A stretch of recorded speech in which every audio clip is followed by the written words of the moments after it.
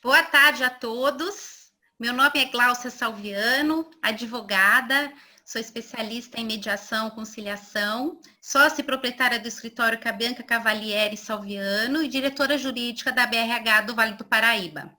Estou muito feliz em poder apresentar para vocês este webinar com um tema tão atual e de tão importância, né? A LGPD, que foi recentemente que entrou em vigor, e o título que a gente tem são os aspectos gerais e necessidade de mudança de cultura corporativa. Em nome da associação, eu agradeço a participação de todos nesse encontro. Antes de mais nada, nós vamos agradecer os nossos patrocinadores de gestão, a ON, a AC Camargo Cancer Center, a Consiga Mais, a LHH, a Healthbit, a Propay e a Universe. Eu aproveito e convido a todos a conhecerem mais sobre a BRH São Paulo e as nossas ações para a comunidade de recursos humanos. É importante lembrar que depois desse webinar, teremos um momento associado em outro link. Os associados que ainda não se inscreveram podem ainda solicitar o link no e-mail eventos@abrhsaopaulo.org.br. Não se esqueçam que teremos uma sessão de perguntas também, logo após a apresentação de cada palestrante, mas que já podem ser enviadas pelo chat, tá? Desde já. Por fim, agora eu gostaria de apresentar as doutoras que se colocaram aqui, tão dispostas no primeiro convite que foi feito, aceitaram de plano para nos atender, nos trazer conhecimento. A doutora Maria Carolina Mendonça de Barros, sócia da Zeigler e Mendonça de Barros Advogados, responsável pela área de privacidade e proteção de dados pessoais. Ela é doutora em Direito Internacional e mestre em Direito Internacional pela USP e possui DPO Certification e CPC da Maastricht University, acho que é assim que fala. E a doutora Maria Queiroz Ferreira, associada do Zeigler e Mendonça de Barros Advogados, especialista em Direito Administrativo pela GVLO SP e Relações Governamentais pela UINSPER. Possui formação internacional em Food Law Regulations of Michigan State University. Um prazer tê-las aqui conosco e agora eu passo a palavra para a doutora Mariana. Muito obrigada. Muito obrigada a toda a equipe da BRH pelo convite. A gente sabe que a proteção de dados, a vigência da lei veio recente, então muitas perguntas, muitas dúvidas, sobretudo a questão do RH, que é um setor que provavelmente é um dos mais afetados pela lei. Então, vou passar agora a palavra para a sócia do escritório, professora doutora Maria Carolina Mendonça de Barros, que vai apresentar aí as nuances e destacar os pontos importantes, mais relevantes aí para o setor de RH. Então, boa tarde, obrigada Mariana, obrigada Gláucia, agradeço também muito o convite, vou ter aqui o desafio de falar muitas coisas num tempo conciso, tentar também não cansar muito vocês. A lei ela é extensa, traz muitos conceitos, né? Então eu vou tentar fazer um panorama geral e trazer um pouco, no final, uma visão um pouco mais prática, né? Dessa legislação para não só as empresas, mas também para a área de RH das corporações, que para mim é uma das mais, vamos dizer, afetadas aí pela nova legislação, né? Eu acho importante a gente falar um pouco algumas definições, né, do que a gente vai, porque elas aparecem ao longo da apresentação, né? Então, dados pessoais, evidentemente, qualquer dado que identifique uma pessoa, seja ele sozinho, seja ele em composição com algum outro dado, relevante aqui ele indique exatamente quem é aquele indivíduo. E a lei destaca dois tipos de dados, né? O que a gente chama de dados pessoais sensíveis, para quem ela dá, inclusive, uma proteção especial, que são dados pessoais sobre origem, raça, convicção religiosa, opinião política, dado de saúde, dado genético, enfim, dados que trazem que pela sua própria natureza, né, precisam ser tratados de uma maneira um pouco mais cuidadosa. E dado anonimizado, que são dados que não são considerados pessoais, na verdade, eles estão excluídos do escopo da lei, né? O que é dado anonimizado? São aqueles dados que a gente não consegue identificar o titular com ele, e nem mesmo utilizando os meios técnicos razoáveis que você possui naquele momento, né? Devo dizer que cada vez é mais difícil você conseguir classificar um dado como anonimizado, porque nós estamos num momento aí de tecnologia, inteligência artificial, que fica cada vez mais complicado dizer que você não consegue efetivamente fazer essa reversão e chegar em uma pessoa. Então, tem que tomar um pouco de cuidado com isso e lembrar que pseudonimação, colocar suas primeiras iniciais, como a gente já escutou, isso daí não é um dado anonimizado. Pode dificultar saber quem é, mas não significa que você não consegue, né? O titular de dados somos nós, qualquer pessoa natural a quem o dado se refere, né? O controlador é a pessoa que, seja física ou jurídica, que possui o poder, né, decisório sobre os dados pessoais. Então, o que eu vou fazer com ele, quais dados que eu vou coletar para fazer aquele meu objetivo, né? Então, ele tem um poder decisório.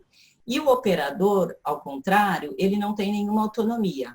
Ele age em nome e de acordo com as orientações do controlador. Um exemplo clássico é o pessoal, empresa que dá suporte de TI, ou que oferece serviço de armazenamento na nuvem. Ele recebe aqueles dados, mas ele não pode fazer nada com eles, a não ser exatamente aquilo que ele foi orientado a fazer.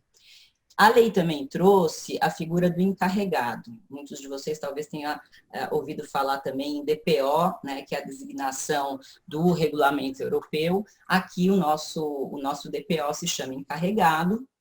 Ele vai ser uma figura muito importante, porque ele vai fazer a interface da empresa, do controlador, com o titular de dado e também com a ANPD, que é a agência regulatória e autoridade nacional que ainda teremos, né? Já tem aí um primeiro esqueleto de como ela vai funcionar, né? Já houve a publicação de um decreto, mas ela efetivamente ainda não foi criada e ela será muito relevante para essa lei realmente funcionar, porque não só vai ter a competência de fiscalizar e impor sanção, como também de regulamentação. E uma coisa que a gente sabe, a gente percebe, lendo a lei, que tem muitos pontos que ainda precisam ser melhor esclarecidos, até para orientar mais todos os envolvidos no tratamento de dados, né? Que, por sinal, é o quê? O que é tratar dados? É absolutamente tudo que você faz com um dado pessoal, né? Então, coletar, armazenar, reproduzir, compartilhar, né? Tudo isso é considerado uma operação de tratamento de dados pessoais. Eu vou falar um pouco de princípios e base legal. E por que é importante falar disso? Porque a partir de agora, para eu fazer qualquer operação de tratamento, eu tenho que estar enquadrado ou em conformidade tanto com os princípios quanto com uma base legal. Eu posso ter uma base legal, mas não está. Se eu estou desobedecendo um desses princípios que eu vou comentar, eu estou desenquadrado e eu vou precisar fazer algum ajuste, né? Então, antes de começar, só algo que eu acho que é relevante ter na cabeça, que o objetivo dessa lei maior é devolver um pouco, ou restabelecer um equilíbrio na relação aí entre o proprietário do dado, que é o titular, e as corporações ou com quem ele compartilha esse dado, né? Isso é muito relevante no mundo hoje em dia, é um assunto que está sendo, inclusive, muito tratado, porque Na verdade, nós chegamos num ponto que a gente perdeu um pouco esse controle dos nossos próprios dados pessoais, do que é feito com ele, por quem é feito, né? Como que esse fluxo das nossas próprias informações está acontecendo no mundo, né? Então, a ideia aqui é devolver esse controle. Então, ela é uma lei muito protetiva para o titular de dado, né? Esse é o objetivo, né? Então, quando a gente fala de princípios, com isso que eu acabei de falar na cabeça, faz sentido a hora que você pensa, por exemplo, no princípio da finalidade. O que isso significa? Eu posso coletar dado para fazer qualquer coisa? Não. Eu posso coletar um dado para um propósito legítimo, específico, não posso coletar um dado, deixa eu ter isso aqui, quem sabe um dia eu use. Não, a hora que eu possuo aquele dado, eu já tenho que saber o que fazer com ele, por que eu estou com aquele dado, e mais importante, informar claramente o titular de dados isso que eu estou falando agora. Então, ele tem que saber de antemão por que ele está fornecendo aquele dado. Tem que haver uma compatibilidade entre o que eu vou fazer com o dado e a informação e a minha finalidade. Não adianta eu vou falar que eu vou fazer A e fazer B, né? Para eu atingir essa finalidade, eu já tenho que definir de antemão quais dados eu preciso e eu vou me ater a esses dados. Eu nunca vou coletar dado em excesso, né? Então, o princípio da necessidade, livre acesso, que a gente vai ver depois que os princípios e os direitos, eles têm muita inter-relação. A lei, ela se comunica, né, os conceitos. Livre acesso é a garantia que o titular tem de sempre poder consultar de uma forma fácil que dados que você tem de mim, o que você está fazendo com esses dados, e até porque eu preciso garantir, isso é um outro princípio, a qualidade desses dados. Quer dizer, o titular tem direito de saber se você não está usando uma informação desatualizada ou que não está exata. E aí, um dos direitos dele é poder pedir, inclusive, a correção, caso ele perceba que isso não tá acontecendo.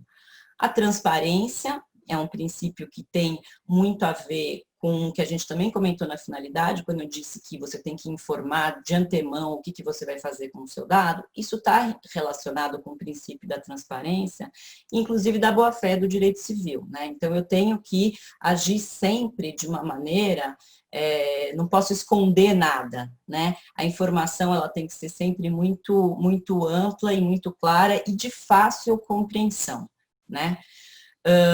O princípio da segurança, a gente vai também ver um pouco lá mais para baixo na apresentação. A lei traz essa obrigação, eu tenho que ter medidas na minha empresa, técnicas e administrativas que sejam suficientes e aptas para proteger aqueles dados pessoais que eu trato, né? Eu tenho que também ter apostos, vamos dizer, medidas já programadas para prevenir danos que eu possa gerar ao meu titular, então eu tenho que pensar nisso, tenho que pensar mais longe, né? Ou o princípio da não discriminação, evidentemente a impossibilidade de você usar dados pessoais para fins ilícitos ou discriminatórios, e esse também é um princípio muito relevante, que tem muito impacto para as empresas, que é o princípio da responsabilização e prestação de contas. Ou seja, não basta eu estar de acordo com a lei, eu tenho que demonstrar, ter a habilidade de demonstrar que eu estou de acordo com a lei. Por isso, a importância de registros, a importância de documentação, porque a qualquer momento você pode ser, inclusive, instado a demonstrar para a autoridade nacional quais são as suas condutas enquanto controlador. Mas, além dos princípios, a gente tem que ter a questão da base legal. Eu só consigo fazer uma operação de tratamento de dados de uma forma adequada se eu encontro uma base legal que justifique, que permita, né? Então, são 10. É importante falar que não existe hierarquia entre elas, a gente vê muito, tenho visto muito ultimamente se falar que o consentimento a base predileta, né, mais importante, não é necessariamente verdade. Até porque, vamos lá, consentimento não é qualquer consentimento que vai ser considerado válido. Primeiro que, para o consentimento ser considerado válido, ele tem que ser inequívoco, ele tem que ser dado com base em informações absolutamente claras, precisas, de acordo com todos aqueles princípios que nós vimos. E ele possui uma diferença, um diferencial aí, que está relacionado aos direitos também dos titulares, que a qualquer momento ele pode ser retirado. Então, tem que ter isso em mente quando eu uso essa base legal. Eu vou poder fazer aquele tratamento enquanto eu possuo aquele consentimento, né? Cumprimento de obrigação legal, ou seja, em algumas situações eu sou obrigado a tratar dados, então se eu preciso compartilhar dados com a Receita, por exemplo, para dizer sobre os meus colaboradores ou com qualquer outro poder público aí que me exija esse compartilhamento de dados, eu não tenho outra saída a não ser realizar esse tratamento, né? Execução de políticas públicas, estudos por órgão de pesquisa, enfim, são mais afeitos a situações específicas e ao poder público, né? Órgãos de pesquisa não necessariamente, mas enfim. Execução de contratos e diligências pré-contratuais de contratos que o titular faça parte, então isso aí é uma base legal. Exercício regular de um direito, portanto, eu tenho o direito de possuir ou de utilizar dados pessoais se eles forem necessários, por exemplo, para eu me defender em juízo. Então, eu tenho o direito, inclusive, de reter aqueles dados pelos prazos prescricionais da lei nos diversos assuntos, né? Proteção da vida, tutela da saúde, a gente leu muito sobre isso, né? Nessa época de pandemia, se falou muito sobre essa base legal para o poder público. A gente teve uma discussão grande aí, inclusive no Supremo, aquela solicitação que o poder público queria que o IBGE compartilhasse dados dos cidadãos em função da pandemia e tal, e no final das contas foi decidido que isso era demais, que o poder público não deixou claro o que ele faria com esses dados depois, se precisava de tudo aquilo, e acabou que esse compartilhamento não foi realizado, né? Legítimo interesse do controlador é uma base muito utilizada pelas empresas, possui aí o artigo 10, né, que permite o uso dessa base legal para apoio e promoção das atividades do controlador, mas também é uma base legal que a gente precisa ficar atento.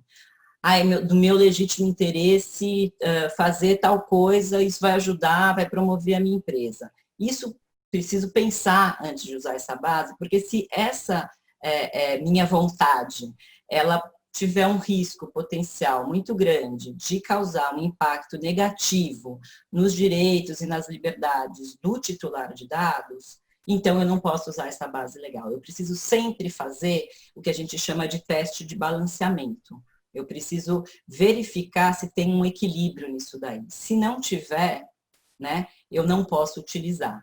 Então, tem que respeitar tanto esses dois pontos que eu falei, como as expectativas legítimas também do titular, né? Então, o titular ele tem que estar, ele não pode ser surpreendido com essa utilização, né? E proteção ao crédito.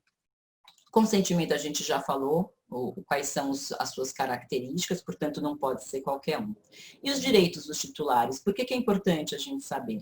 Porque você, enquanto controlador de dados, você tem que fornecer mecanismos e ferramentas também para o titular exercer esses direitos. Ele tem esses direitos, ele vai exercer perante quem? Perante você, né? Perante aquele que está realizando aquela operação de tratamento. Então, o titular ele tem direito de confirmar que realmente o tratamento está acontecendo, ou seja, eu não estou com aqueles dados, falei que eu vou fazer tal coisa, não fiz, só fiquei guardando aqueles dados eventualmente para um futuro. Acesso aos dados, a gente já comentou lá, você vê como tem sempre uma ligação dos direitos com os princípios, né?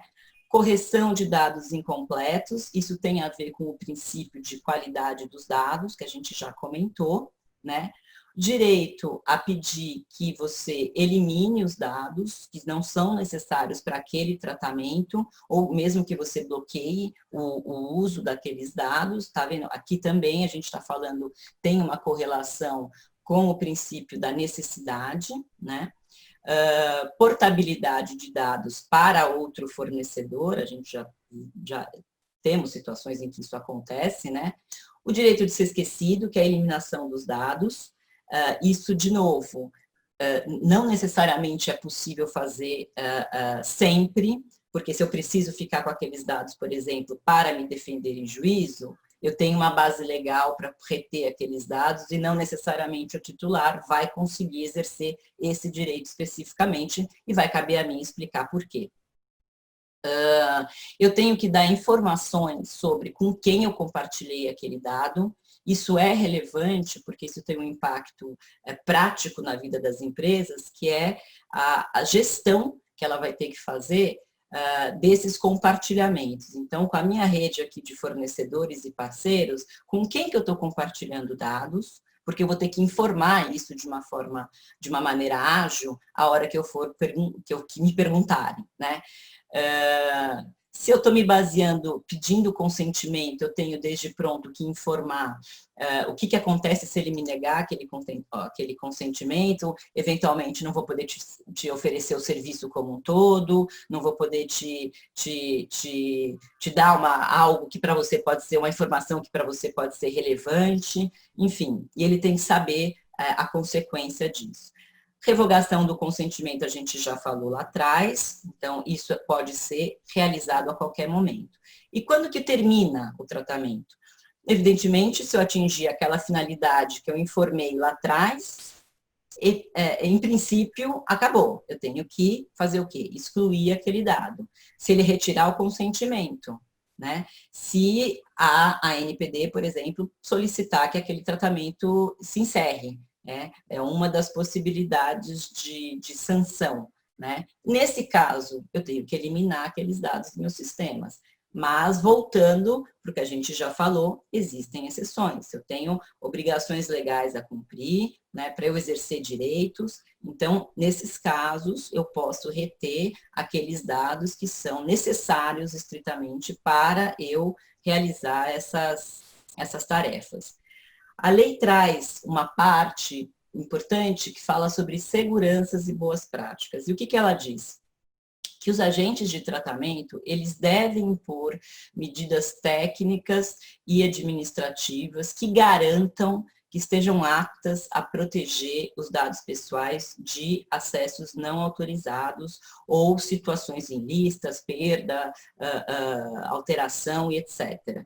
Por que isso é importante? Porque é uma obrigação legal e as empresas vão ter que fazer aí uma verificação interna se ela hoje em dia possui esse aparato necessário. Como é que eu sei que o aparato, quanto que eu preciso ter, né? Que tipo de sistema que eu preciso ter para estar apto? Depende. Eu vou ter que fazer o seguinte raciocínio, né? Com isso daqui que eu tenho, com esses dados aqui que eu trato e que eu controlo, que tipo de risco, no caso da ocorrência de um incidente de segurança, que tipo de risco, qual o impacto que eu posso gerar no titular de dados? É alto, então o meu investimento vai ter que ser maior. Então, passa por essa lógica.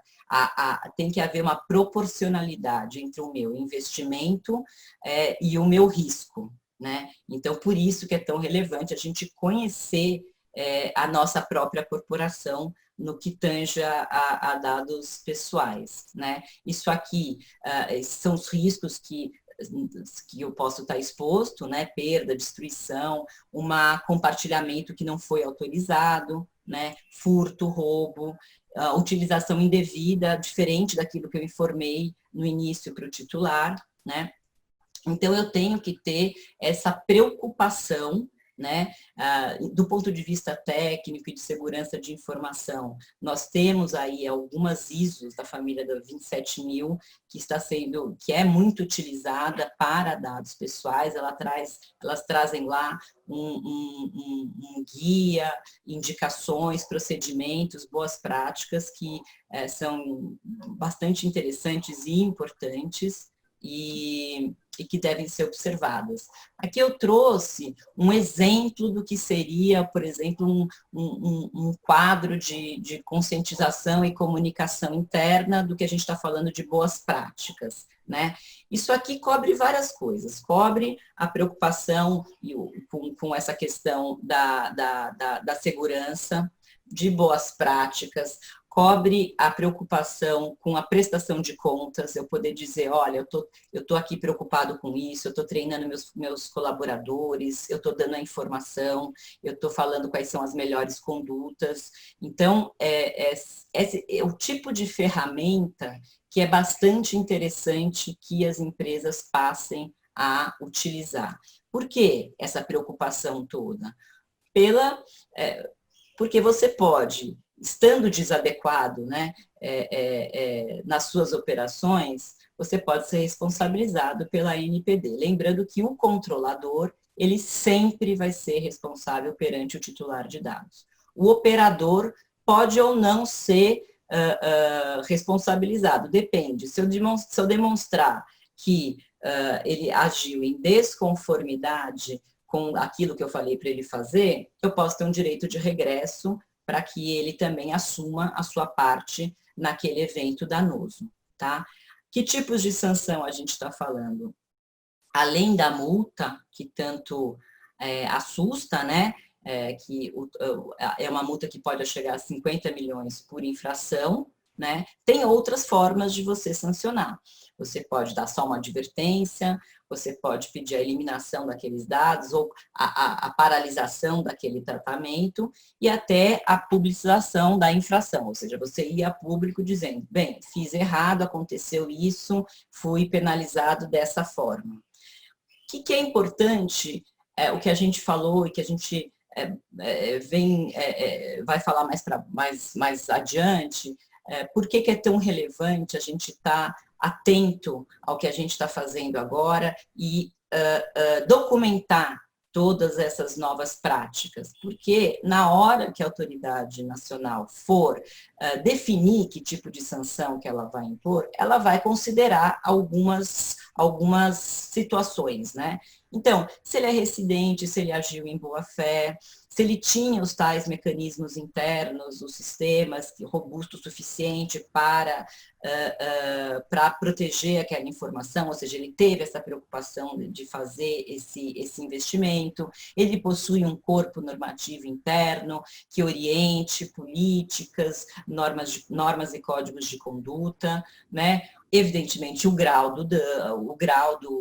gravidade do problema, né? Isso vai ser levado em consideração. Enfim, a sua cooperação.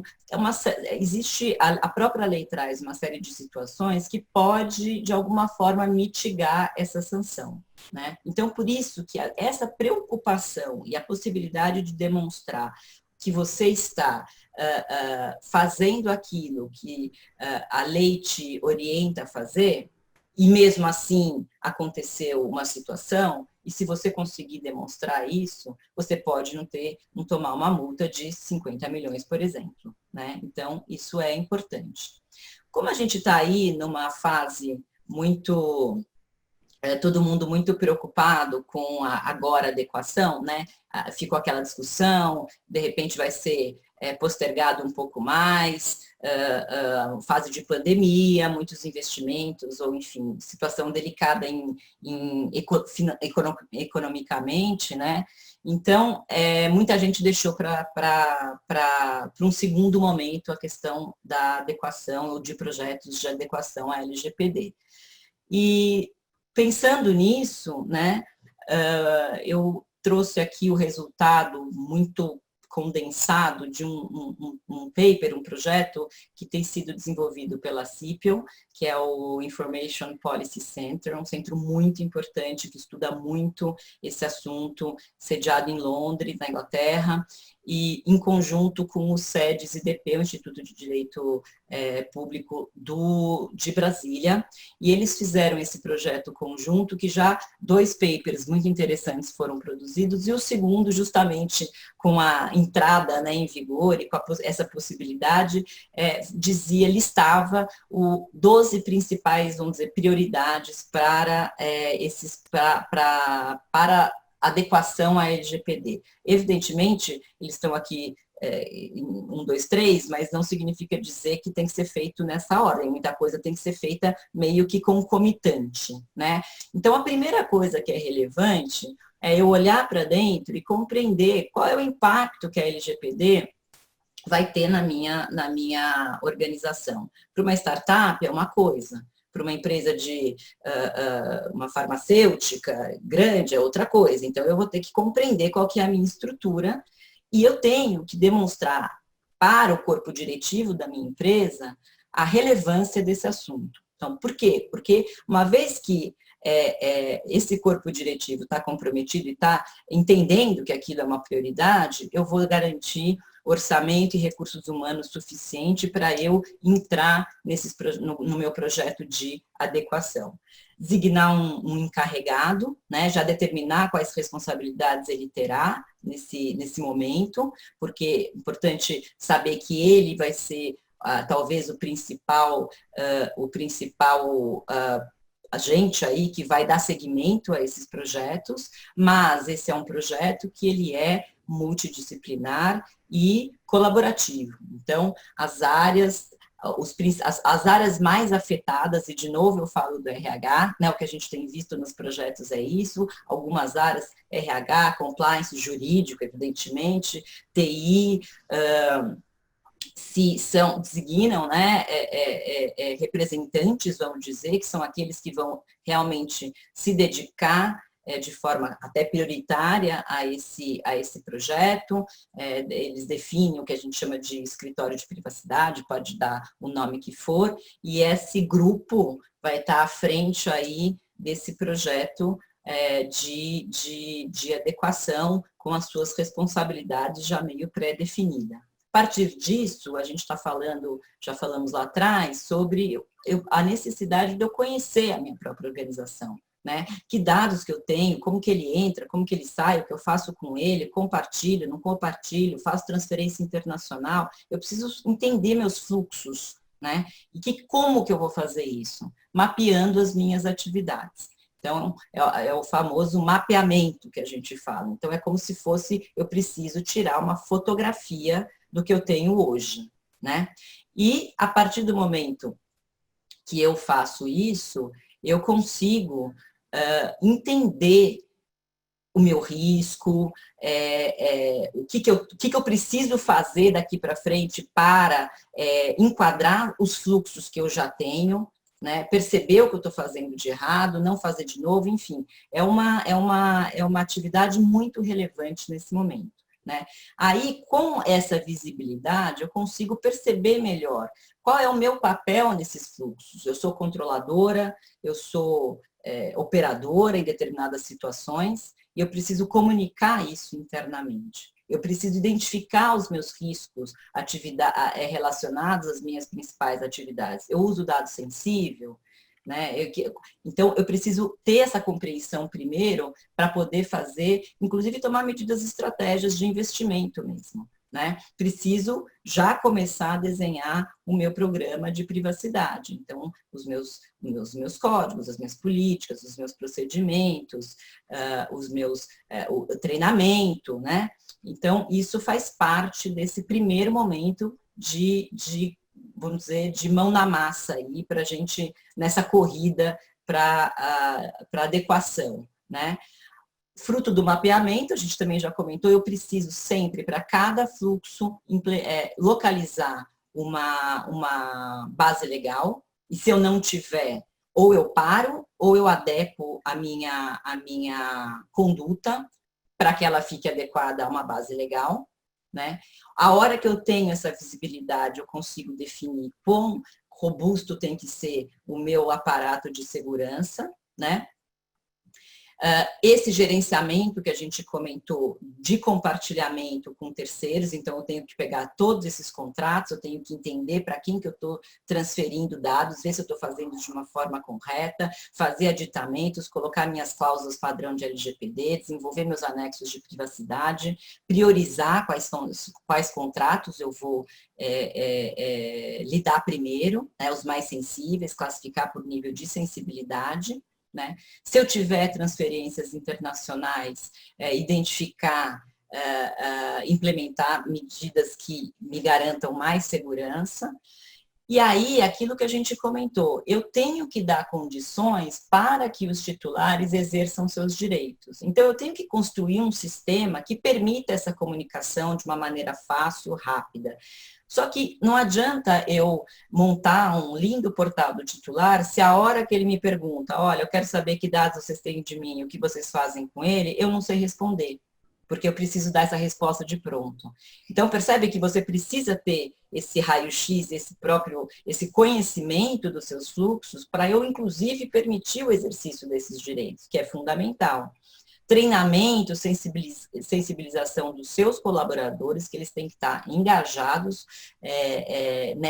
nesse investimento, nessas novas práticas aí, porque não adianta eu fazer um investimento imenso se ninguém está sabendo de nada, todo mundo continua fazendo as mesmas coisas de antes, que não estavam corretas e que você vai identificar no seu mapeamento, né? Ali você consegue perceber os seus gaps, que a gente chama, né? E uma vez que você percebe isso, você constrói o seu plano de ação. Olha, isso aqui está errado, o que eu preciso fazer para tornar isso certo, né? Então, como eu falo sempre, o RH é uma área muito exposta e muito impactada pela LGPD, né? É uma área que tem muita informação, muito dado sensível, então precisa ser vista com muito carinho aí nos projetos de adequação, né? Tem que lembrar que o controlador, que todo colaborador, ele é um titular de dados, como qualquer outro. Portanto, ele também tem direitos, né? Então, você, enquanto empregador, tem a obrigação de informar os seus colaboradores, olha, eu tenho esses dados de vocês, o que eu faço com esses dados, com quem que eu compartilho, né, esses dados. Você tem que ter isso muito descrito e muito claro na sua política interna, que ela tem que existir. Né? Da mesma forma que você precisa construir as suas diretrizes, porque esse colaborador é ele que, na prática, no dia a dia, vai estar envolvido em operações de tratamento que sejam em seu benefício, em função do trabalho que ele desenvolve lá dentro. Então, ele tem que estar consciente, então você tem que passar para esse colaborador quais são as diretrizes da empresa, né? Como é que a gente espera que você faça, que você haja quando você estiver realizando, envolvido nessas operações de tratamento. Quando você for começar alguma coisa nova, uma nova ação de marketing, por exemplo, você tem que saber que você tem que se encaminhar, você não pode sair fazendo qualquer coisa, existe procedimento aqui dentro, ele tem que saber disso, né? Se você faz esses contratos que gera esse compartilhamento de dados, né, de colaborador, seja, por exemplo, empresas que fazem gestão de folha de pagamentos, ou planos de saúde, benefícios, você tem que olhar para esses contratos em primeiro lugar, né? Você tem que informar para eles se você alterar alguma finalidade, se você for fazer alguma coisa nova que não consta da sua política, você tem que atualizar, né? Processo de seleção, por exemplo, recrutamento. É importante no processo você deixar claro para o candidato o que você vai fazer com os dados dele, coletar dados, que não coletar dados desnecessários. Será que eu preciso saber o nome da mãe, o nome do pai, enfim, não precisa ir além daquilo que é estritamente necessário para o seu processo de seleção. A pessoa, o candidato não foi contratado, preciso manter aquele currículo? De forma geral, não. Mas eu quero manter porque eu acho que gostei dele, pode aparecer uma próxima oportunidade. Ok, mantenha por um prazo razoável. 6 meses, 1 ano, até porque também depois isso já vai estar desatualizado, enfim, já passou muito tempo, não faz sentido. É importante a gente pensar que às vezes parece muito interessante ter muito dado, mas isso também gera um custo de gestão, né? Um custo aí que talvez não precise. Para que eu vou ter tanta coisa que eu não vou usar? Além de eu estar em desacordo com o princípio da necessidade, isso pode me gerar, inclusive, um ônus, né? Então, o RH é uma área que tem que ser vista com muito carinho, realmente, com muita atenção, tem que estar muito engajada nesses processos, e ela é fundamental nesse momento que as empresas agora estão passando, né? Eu trouxe aqui rapidamente algumas sugestões práticas, né? A gente tem que lembrar que dado pessoal, ele não está só no meio digital. Então, nós temos também documentos, né? Tem o suporte físico. Então, de novo, voltando para a questão das boas práticas e das orientações de procedimento. É preciso deixar lá, em cima da mesa, relatório médico, um holerite, papel na impressora com dados pessoais que não precisa estar lá, que não é para todo mundo saber, jogo no lixo de qualquer jeito, amassando mais ou menos, qualquer um pode abrir para ler. Tem o arquivo, está aberto para todo mundo, dá para colocar uma chave, um código de segurança, né? Sempre limitação de acesso, só para quem precisa, isso é super importante. Se esses dados estão em formato digital, uma vez que eu passei por aquela fase de auditoria e que eu percebi que eu tenho que investir, qual que é o meu risco, etc., eu vou tomar um cuidado maior com aqueles dados que eu identifiquei como sendo mais, que tem um potencial de risco maior, né? Então, para esses dados, de repente, eu posso definir que apenas determinadas pessoas terão acesso a eles, né? Às vezes, até dentro da própria área, dentro do próprio RH, não necessariamente a área inteira precisa ter acesso a tudo. A gente já viu aqui empresas que tinha, enfim, informações relevantes dados sensíveis que ficavam mais atrelados ao RH, que praticamente todo mundo da empresa tinha acesso. Para quê? O jurídico precisa ter acesso a muitos dados, até porque, né, ele é responsável muitas vezes por defender, por processos trabalhistas e tal, então ele recebe uma quantidade importante. Mas todo mundo precisa? Quer dizer, se isso não faz sentido, esse acesso tem que parar, né? Há muita circulação de arquivo, e-mail dentro da empresa. A gente tem soluções de DLP, eu tenho ferramentas de segurança adequadas para garantir que não haja nenhuma violação aí nessas transferências de arquivo, né? Eu preciso, como a gente falou lá atrás, sempre, né, permitir que o titular de dados exerça de uma forma efetiva seus direitos. Bom, eu preciso saber se eu tenho um sistema que me permite responder rapidamente para esse titular. Então, não basta também eu ter esse conhecimento, como se eu tenho um sistema frágil, e aí ele bate lá na minha porta, me manda um e-mail e me faz uma pergunta, não dá para eu responder, olha, o sistema está fora do ar, né? Eu preciso saber da qualidade daquilo que eu tenho. Como que eu vou saber? Bom, eu vou investir, eu vou realizar testes periódicos, de repente as coisas também se desatualizam muito rápido, funcionava para aquele momento, não funciona mais, eu preciso fazer essas revisões periódicas, né? Agora nós estamos num momento, por exemplo, de muito home office. Então, equipamentos da empresa que estão sendo levados para casa, tem que tomar cuidado com isso, né? Informar, indicar, olha, isso aqui é para fins, é uma ferramenta de trabalho, não é para ser usado para fins outros que não relacionados com a sua função, né? Coloque mecanismos que garantam, né, segurança nesse equipamento, né? Orienta sobre essa questão da senha. Gente, doutora Carolina? Oi. Desculpa interrompê-la. Estamos chegando aí no nosso finalzinho. Tá, já tô quase na conclusão já. Perfeito, porque a gente tem uma questão para colocar aí, então, se puder Tá, mas já tô realmente no final. Enfim, essas são algumas criptografias. Hoje existe no mercado uma série de ferramentas que possibilitam e que facilitam a vida no tocante à segurança. E vocês precisam identificar e ir atrás dessas ferramentas. Aí, para concluir, eu quero só talvez porque eu seja uma entusiasta aí da lei, dizer o seguinte: eu acho que nós temos duas maneiras, eu gosto muito desse slide, porque eu acho que ele traz muito claro a minha visão, né? Existem duas maneiras de você ver a LGPD, né? Como uma simples obrigação legal e você passar a vida só agindo para estar em conformidade, com base no medo de ser sancionado e de acontecer alguma coisa. Ou você pode ver de uma maneira mais positiva, como uma janela de oportunidades mesmo. Um momento em que você pode investir em inovação, revisar o seu modelo de negócio, né?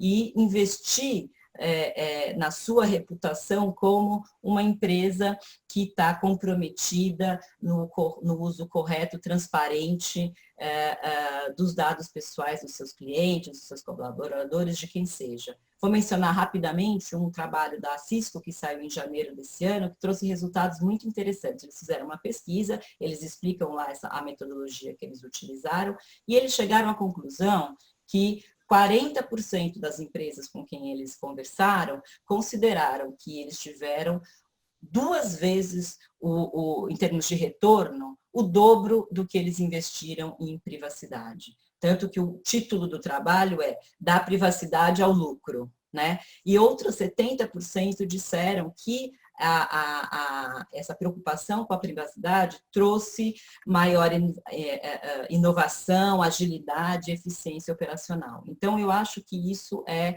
uma visão mais positiva e mais até realista, porque eu acho que é isso mesmo que a lei pode gerar, né? Então, lembrando que disso que a gente falou, e com base talvez nessa mensagem mais otimista, sabendo que isso tudo depende de uma mudança de cultura, né? E essa mudança de cultura, ela demora um tempo para acontecer, né? Então, o trabalho começa agora, muita gente já começou, mas muita gente está caminhando agora, isso exige algum esforço, né? E é um processo colaborativo, precisa realmente de um envolvimento de toda a corporação. Basicamente, é isso que eu queria dizer. Obrigada e te passo a palavra aí, Glaucia. Muito obrigada. Nossa, muito bom, mas eu quero saber mais. A gente tem que lembrar que agora a gente vai ter um momento associado. Esse material depois pode ser disponibilizado, mas eu quero agradecer muito mesmo a colaboração, me esclareceu muita coisa, lógico, abriu muito horizonte, muitas dúvidas. Eu queria até só colocar, porque a gente tem mais 2 minutinhos para passar para a sala, mas um profissional que está chegando agora de um RH, de uma empresa, e fala assim, meu Deus, o que é tudo isso que está acontecendo, né? Ele tem que procurar quem? Quem é a primeira pessoa que ele precisa procurar? Olha, olha, eu preciso de um sistema, eu preciso disso, eu preciso, sabe? Eu acho que essa é uma questão que fica. Eu acho que a primeira pessoa que ele tem que procurar é o gestor daquela área, que eu espero que esteja já preparado e apto para dar essas informações, inclusive quando o profissional entra, de forma, qualquer profissional, a gente tem indicado muito, olha, já entregue a sua política de privacidade interna, já entregue as suas diretrizes, já dê uma primeira orientação e já informe, olha, nós aqui temos um encarregado, nós aqui temos essa estrutura de privacidade, e você dá essa condição para ele, cabe a você fazer essa transposição aí, você que precisa fazer essa orientação. Perfeito. Muito obrigada por todos que participaram. Obrigada, doutora Mariana, gostaria de colocar mais alguma coisa, uma palavra final? Acho que todos os pontos foram muito bem ressaltados, a gente fez aí o trabalho com muito carinho e com base mesmo no RH, porque é uma das áreas que efetivamente vai ter que pensar a cultura, também geralmente a área que vai ser responsável por mudar a cultura da empresa, fazer a comunicação com as demais áreas e explicar um pouco melhor a lei e como devem ser feitos esses tratamentos, né? Tenho certeza que a gente vai precisar de outro webinar para tratar sobre esse assunto. Tá Estamos certo? à disposição, Glaucia, muito obrigada. Eu que agradeço muito em nome da BRH do Vale. Vamos agora passar para o nosso momento associado. Obrigada pela presença de todos, pelos nossos patrocinadores, viu? Muito obrigada mesmo. E eu espero que todos tenham aproveitado e tenho certeza que isso aconteceu. A ABRH São Paulo trouxe até você mais um conteúdo relevante. Muito obrigado e até o nosso próximo encontro. ABRH São Paulo. Conhecimento e desenvolvimento.